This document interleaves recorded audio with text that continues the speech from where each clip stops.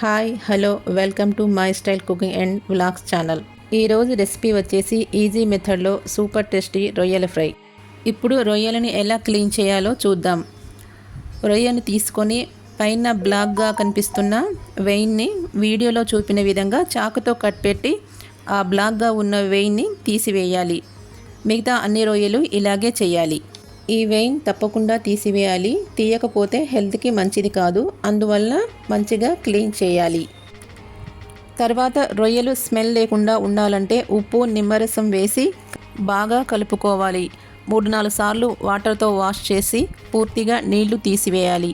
ఇలా చేయటం వల్ల రొయ్యలు స్మెల్ లేకుండా కర్రీ చాలా రుచిగా ఉంటుంది. క్లీన్ చేసిన రొయ్యల్లో 1/2 స్పూన్ ఉప్పు, 1/2 స్పూన్ పసుపు, 1 స్పూన్ కారం, అల్లం వెల్లుల్లి పేస్ట్ వేసి కలిపి అరగంట పక్కన ఉంచాలి.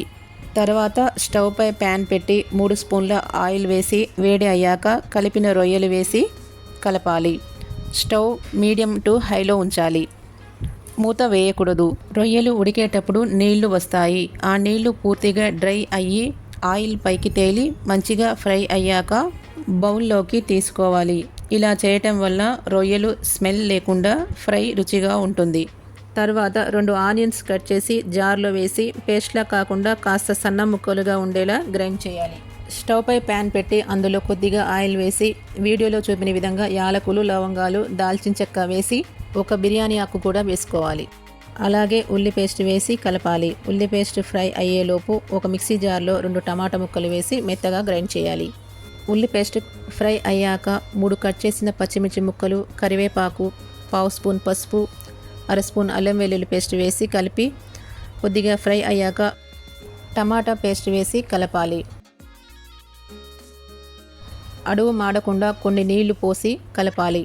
టమాటా పేస్ట్ ఫ్రై అయ్యాక 1/2 స్పూన్ కారం, 1/2 స్పూన్ పెప్పర్ పౌడర్, 1/2 స్పూన్ జీరా పౌడర్ వేసి కలిపి ఫ్రై చేసిన రొయ్యలు వేసి కలపాలి. మూత వేయకూడదు. మీ రుచికి తగినంతగా ఉప్పు, కారం వేయవచ్చు. వీడియోలో చూపిన విధంగా ఫ్రై అయ్యాక 1/2 స్పూన్ ధనియాల పౌడరు, తరిగిన కొత్తిమీర వేసి కలిపి సర్వ్ చేసుకోవాలి. అంతే, ఎంతో టేస్టీ అయిన రొయ్యల ఫ్రై రెడీ. ఈ రొయ్యల ఫ్రై అన్నంలోకి సైడ్ డిష్గాను చాలా రుచిగా ఉంటుంది. మీరు మీ ఇంట్లో తప్పకుండా ట్రై చేయండి. మా రెసిపీ మీకు నచ్చితే like, share, comment and subscribe చేయండి. నెక్స్ట్ రెసిపీతో మళ్ళీ కలుస్తాను. Thank you for watching.